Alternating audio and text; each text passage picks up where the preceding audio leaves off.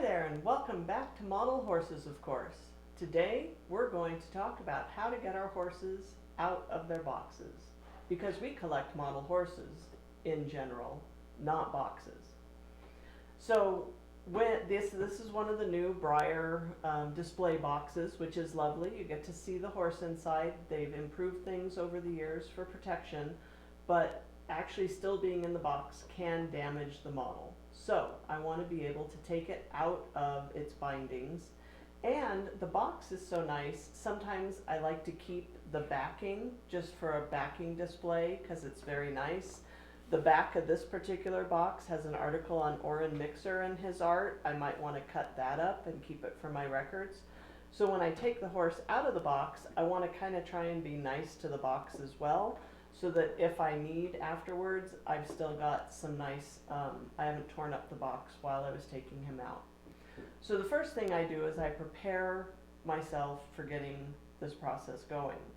I get out a towel because I need something soft and soft so that if I accidentally drop the horse, I'm not going to damage him. So I like to have a nice clear area. And then I grab my tools. I like to use an X-Acto knife. It's much more precise than using scissors for cutting some of these. And then I use wire nippers. I know in the past Breyer has said that you can use nail clippers. I never found that successful. They're wire. It's actual metal wire covered in plastic, so you need something heavy duty to cut through it. I use just a general 45-degree wire cutters, really nice heavy tool quality. And then I use these kind of like hoof nippers so that they cut on the front so that I have different angles for getting into the wire in between the horse's legs. So once I've got my stuff together, once I've got my model, the first thing I'm going to do is use my X-Acto knife. They have little stickers along the side that are holding the box closed. So I can use my X-Acto knife to cleanly cut through that plastic. It's generally at the top and at the side. Sometimes it's at the bottom. For this one it's not, and when I'm done I close it up and set it aside. Then I want to be able to pull, actually sometimes I'll use this, because then I want to be able to pull the side tabs out without tearing it. You usually end up tearing it a little bit, but I try not to tear it too much. So I'm going to pull those apart. Again, closing it up, setting it aside. I turn it horse side up, open up the side, and pull the horse out of the box. So I set the box aside. Now I've got the horse. He is strapped to the back of the box, pretty sturdy. What I used to do is I used to cut from the back. There's generally at least 4 securing pieces per leg.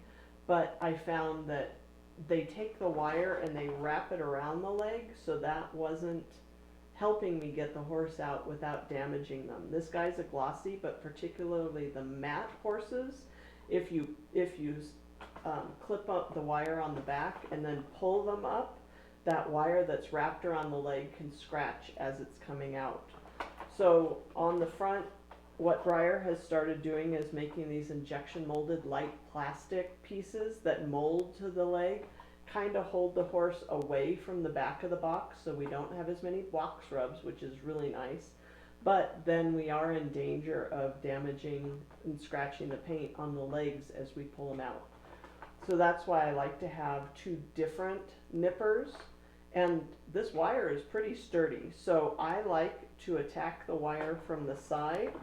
I'll see if I can do this. I'm going to clip it from one side and it's wrapped around the leg. So I also want to cut it from the other side. So now, and as I do this, I'm loosening the horse from the box. Again, it's not as bad for glossies, but for mattes, be very careful because the horse is now loose.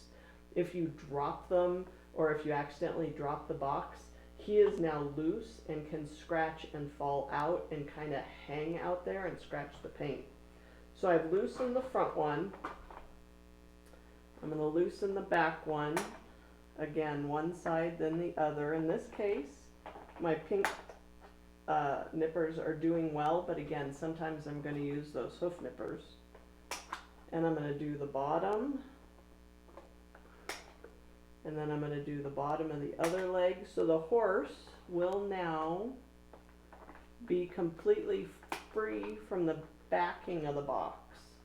So I can lift them up and out very carefully, because I didn't cut all the way through this wire. So now the horse lifts out of the box, and he still has these wires wrapped around his legs, you can see. So I want to be careful at unwrapping the wire when I pull it off of his legs, so that I don't scratch that paint. The back ones I'm going to be able to get off pretty easy, but the front ones you kind of have to pull at. But this is the, in my opinion, a very good way of getting the horse out of the box without damaging the horse. And again, now I have the back of the box. I like to use these kind of on the back of my shelves for decoration, because they have very nice art nowadays. And now I also haven't damaged the box. So if I want to take that and use it as art, or if I want to cut the back of the box so that I can keep the information about the piece and put it in my binder or my records, I can do that, and I haven't damaged the box. And I have loosened the horse. He has no box rubs on the back, and he has no rubs along his legs from the wire. So that's what I do. I find it very easy. Prepare my spot, get my tools, and then I can get the horse out without damaging him at all. So hopefully you found that helpful. And in the next video, be sure and tune in, because we are going to talk about horses that should not be removed from their boxes. It's not very many, but there are a few. So I want to make sure that you know who those are, and we'll talk about them next time. So join me then. Thank you.